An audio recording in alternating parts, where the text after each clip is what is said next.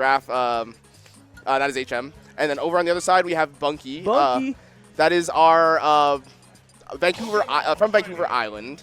He's a very good PT player. Actually spent, I believe, 4 months in Japan grinding, like, he said he went to like 90 locals or something like that. If I was in Japan for that long, I'd probably do it too if I'm trying to level up at the game, and we'll see what the PT can do. We're having the Atelier matchup with that's true. If any of you remember when Atelier played this game, I sound old. Dude, I remember when that guy was Team Liquid. Yeah, Team Liquid Atelier. That was crazy, because that came out of nowhere. That guy was good. Dude, I'm watching these two characters, and I feel like I am playing ult in 2019 again. Yeah. This is the 2019 characters. Nobody plays these characters. Yeah. Like, nobody really plays these characters anymore, but man, are they both fun to watch. And of course, I say that, you know, being, ouch, it's like right around here. You see plenty of Wolf, but, I mean, damn, both of these characters are definitely pretty sick. Very versatile as well. Like, toolsy characters, which are generally not the most powerful in Smash Ultimate. It's generally more powerful to have single individual strengths, but toolsy characters are always fun to watch, and man, Wolf right at the top of that list. Yeah, like, look at that. Like, the entire first 50 seconds of the game, it felt like Bunky was so high in advantage state, and then all of a sudden, like, HM just takes one advantage state, gets him to 103. Good for Bunky to get that raise weave to up air, though. And now going into the second stock of HMs, this could be a really big combo. Gets a double up air.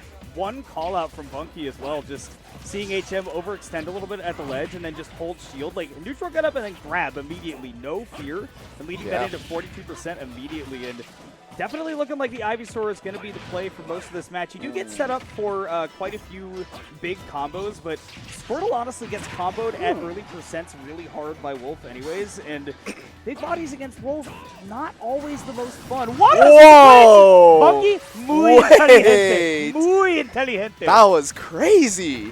So that's the Japan level up, I think. I will also say that I believe they were saying that they played each other yesterday at our pre-local, which is a bit unfortunate that they're playing again today, but I think they both made upsets to get to that point kind of thing. That's okay. I was seeded to play against the person I played against the most in Rivals. So I didn't make it, though, so it worked out. Okay. I busted.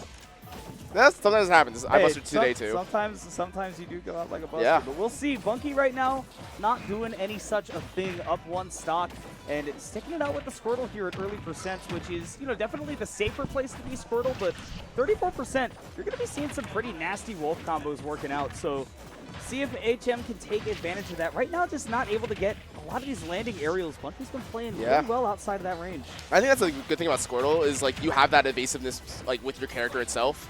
When we saw, like, the Ivysaur kind of came out, it's a bit more stubby, a bit more, like, I have to be close, like, I have to be, like, using my big hitboxes to throw you out. But with, big switch. I like the high recovery, though. Even though you're going to take more damage and it's not ideal in this situation, #1 objective is to just make sure that you're alive. You can't win the game if you're dead. Yep. Ooh, roll in, expecting the Razor Leaf to go the correct way. Instead, it didn't.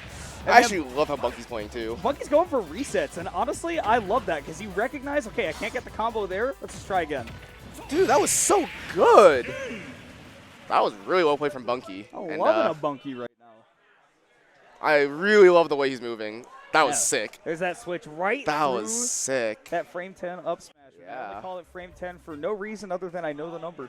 Why are there no sets found? They literally told me they played yesterday. Okay, you know, maybe they didn't play yesterday and they were just lying to me. Either way, or maybe they wanted the run back so bad. Maybe they did like a money match or something. But regardless, Bunky up game 1. That was actually really, I haven't seen him play since he came back from Japan, because he came back maybe like 2 or 3 weeks ago. And like, it's like night and day watching how he was playing before to now, because he's doing a lot of like switches to bait you out. He's doing a lot of like continuous like combos and then baiting you to come at him, thinking like with an aggressive option at disadvantage, and then punishing you for it. A lot of the time, what he would do is like kind of do similar stuff, but then like do an F smash. And you're just like, okay, well, I can just, like, I see you charging the F smash, I'm going to drift away. He's doing, like, really smart maneuvering with those now instead. Yeah, I'm seeing definitely just a real mindfulness of, like, the opponent's game plan and trying to play around that. A bit more of, like, a prevention play style, right? But, I mean, the patience especially, right? I think that a lot of people would see a Wolf bouncing around between the platforms right now and say, man, HM, you're pissing me off. I gotta go hit you. But Bunky being real patient, sitting on the ground. And now look at that. You hit your opponent's shield, you know, when they're on the platform in Smash Ultimate, not necessarily your advantage. And that patience paying dividends. 27% is always taken and 58 on the other side. But HM is bringing this comeback into the fold. Yeah, you know, you kind of just need like one really good hit from Wolf sometimes to just get those like really good percentages up. Because he actually has like a lot of like really base strength with his move. I don't know what that was about behind me. Sorry. I mean, especially if you can land a random smash attack for sure. But now that opportunity is going to go away a little bit. It's going to be time for the Ivy Sword to make its appearance. Yep. Really great spot cycle dodge. some offstage gameplay, some ledge traps to get some damage. Down throw and laser classic, just to force back to the ledge, and we can keep on doing it. Back got the percentage lead, but we'll see if HM can turn this into a stock lead. Yeah, and it is a bit tough. The way HM plays is, I want to say, a lot more like slower, a lot more trying to bait out your own options. So when he's in the lead, he gets a really big advantage. But when he's trying to play like close by you, trying to like very close stocks and percent, he tends to like throw out some different things that like you're trying not to expect. But you have that? Not ideal. Yeah. Miss But sometimes trying things like that is just gonna happen. Trying to, I guess, either waveland or maybe jump from the ledge and air dodge through. Maybe expecting a quick option from the Charizard, something like that forward tilt. But, you know, nonetheless, it is going to be Bunky playing with the lead right now. And to what you were saying, there's that back air connection, right? Those random hits can definitely get you in.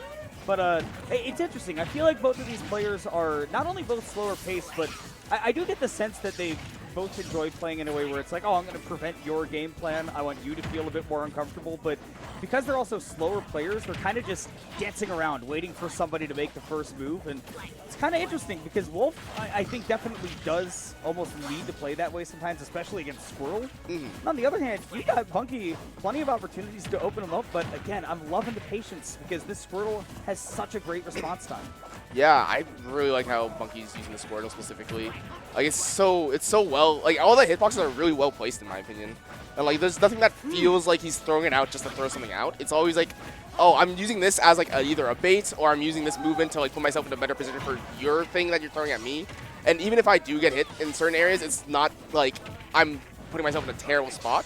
I'm just putting myself in like, I just have to readjust myself. It's controlling space in a preemptive way, but also not doing it such that you're like trying to trade with any aerials or anything. But that time was a little bit too aggressive with those Razor Leafs trying to get a combo started. Instead, HM get to play with the lead right now. And again, you were talking about HM with the lead can definitely be scary. Wolf with the lead is a lot better than Wolf playing from behind.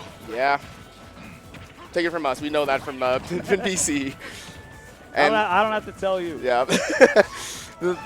And like because we have Ouch in region, there's like, oh, that is what peak like Wolf is. But I think Wolf as a character is just so good at being able to do anything, and that's like why like even though we have a lot of Wolves, almost none of them play similarly because they're so drastic differences as people that you can kind of play to your own way. Malleable character for sure, yeah. I think he's really good at adjusting to opponents' playstyles. That's definitely a big thing. Backdoor definitely going to do it.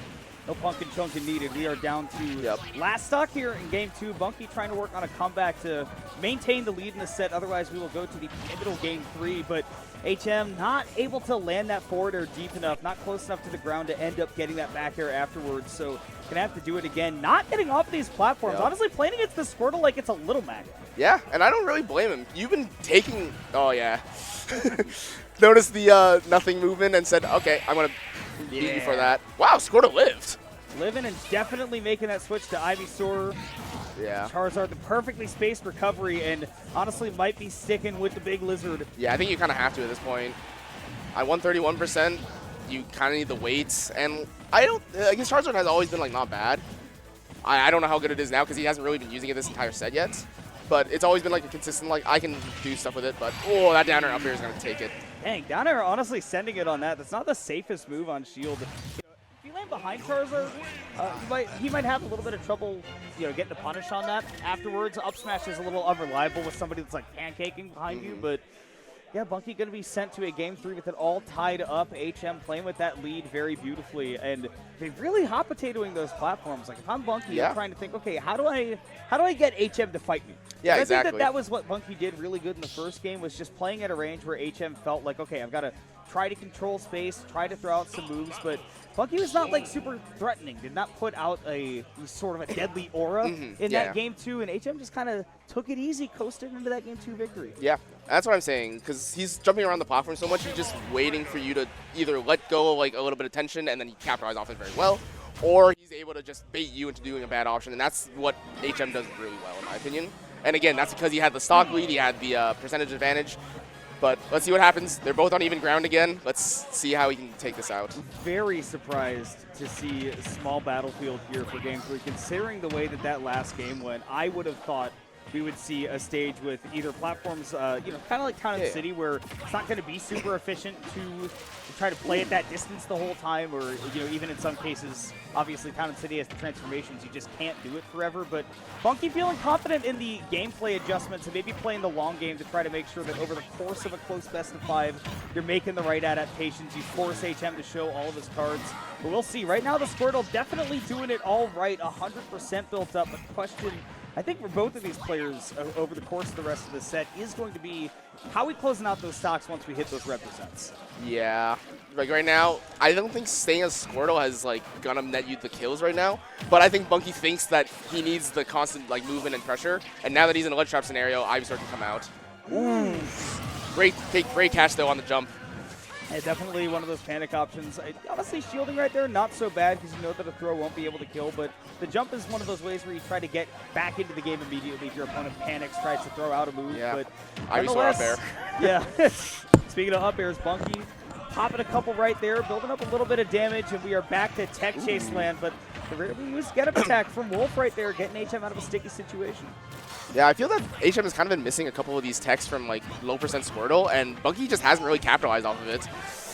There he is able to get a grab though, and now keeping Wolf up in the air. How does he keep him? Yeah, still trying to maneuver around, and now Wolf is on the ground. Woo! That up smash is not going to kill yet. By up smash, you mean forward smash, because that range was crazy, yeah. The scoop on that thing, insane. All right, down throw to get that Charizard back off stage once again. It's the Lizardon. He's going to be putting in the work right now. 142% though. Stray aerials can definitely do it. And of course, got to watch out for those quick smash attacks as well. Back throw won't be enough, so we do set up for the tech chase. That was so good. Loving it right there. Real clean from HM to set up that tech chase scenario. Yeah. There you go. Good tech from HM. And now getting the down throw. Gets the dash attack.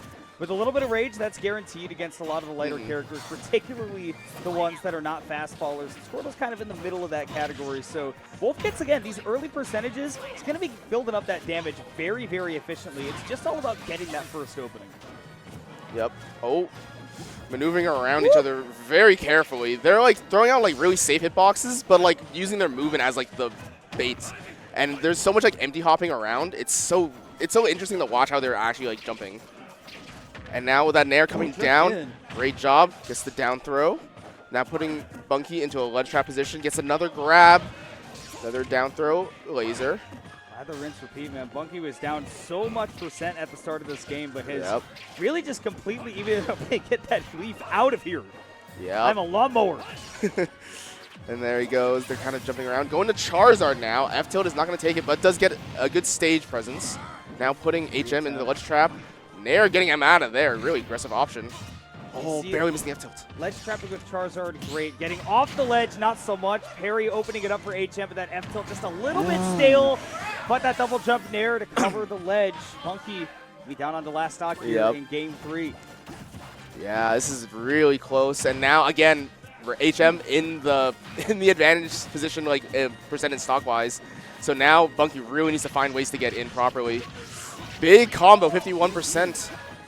Back to Ivysaur now. Bringing it onto the Ivysaur, honestly a little bit scary because you are a combo weight where something like a back air Wolf Flash can connect. Not as much maybe for Charizard though, so this could be a little bit of mitigation right here, but eating a lot of blasters to the face. That's super effective. Yeah, I feel you can't even do much against the blaster as Charizard yourself. Like you have like decent movement, but like if HM is positioning himself really well, you just kind of blast her from a distance where you're not going to get sliding F-Tilt and you're kind of safe other than that. And yeah, already 111% onto Bunky, and that back air is going to take it. HM beating Bunky. 2-1 victory. I thought it was a best of 5. I didn't realize that was the victory, but HM thwarting that Pokemon trainer looking real solid, and the crowd enjoys it.